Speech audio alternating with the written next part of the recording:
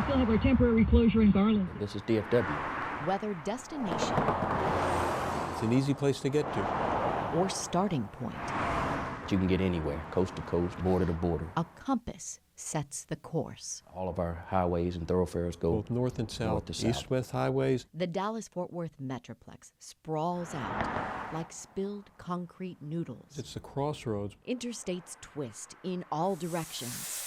It's a major transportation hub. Still a bit of a delay from Royal Miller. A hub for the traffic you see and some you don't. The Dallas-Fort Worth area is really a hub of human trafficking. It's easy to miss the signs. Well, I think it's extremely hidden. Hidden in plain sight. Masked in long shadows cast by the city's bright lights. Trafficking could happen anywhere. Anywhere. People are buying humans. No compass to lead them home. What about the house next door?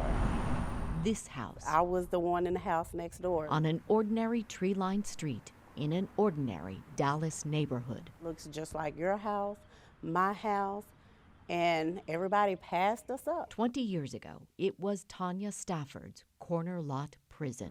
No bars or barbed wire. Fear was her prison guard. When you hear on a regular basis that I could kill you and get away with it and nobody's looking for you, if you try to leave, I'll find you. I wasn't leaving. Tanya stayed for 10 years. She is a survivor of human trafficking. You know that that little girl was there, and then all of a sudden she's not there. That's what happened to me. It was 1988. Tanya was just 13 years old. My mom was a drug addict, and she sold me to a man that was 26 years old. And he kept me. He kept me. Bought and sold, Never knew the dollar amount. treated like property. Beaten, raped on a consistent basis. It's slavery. It's modern day slavery. By the time Tanya was 16, she had 3 children by her captor, Beautiful children, all delivered in hospitals. No one saw the signs. and nobody asked any questions. Until the day a nosy neighbor knocked on her door. And she said, "Are you okay?" And I looked around, he wasn't there, and I said, "No, I'm not. No, I'm not. I need help." And she said, "I know." It was like someone handed her a compass to show her a new direction. Can I start with you?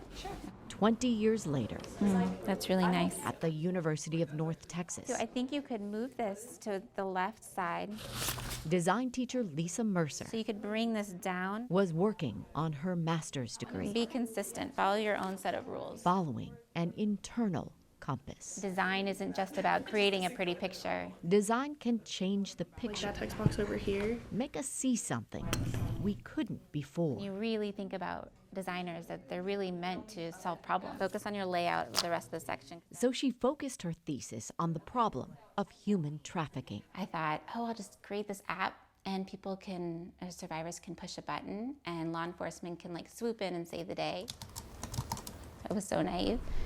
Naive enough to try something new. So my advisors were like, well, before you get started on that amazing app, you may want to consider doing some research. Lisa dove in. I heard a lot of stories. The more she found out, Texas is number 2 in the United States for human trafficking. I was so surprised.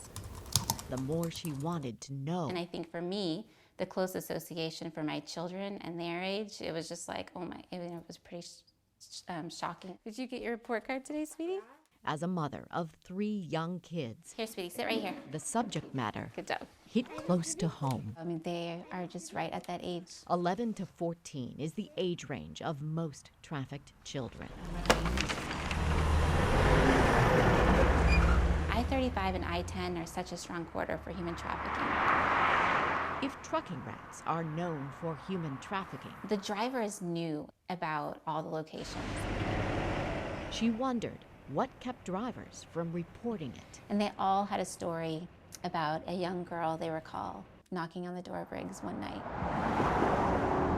It was a sign that gave her thesis a direction. And to me, it's like a way home. You know, you use a compass to get home, and you'll get the first screen. So she named it Operation Compass. Select report an incident. Potential victims are. The app lets users be anonymous So you can decide if you want to include your personal information. and puts help at someone's fingertips. I wanted it to, just live on somebody's phone. North Texas is the test pilot project. And we received our first incident on Christmas Day.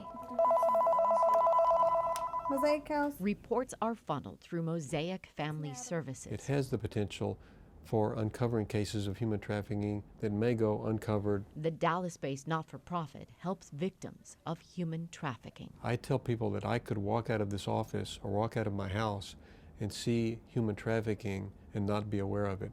That's how challenging it is. It's easy to traffic a person, And much harder to break free. not knowing how I would get out, but one day I would get out. Yes. It takes one person to see the signs. Good job, baby. I don't know that I saw this vision for what I'm doing now, but I'm really glad that I'm here. Right where her Operation Compass guided her. And so I think that community members can be survivors' compass. Garden Ridge, so all lanes now open. Noelle Walker, NBC 5.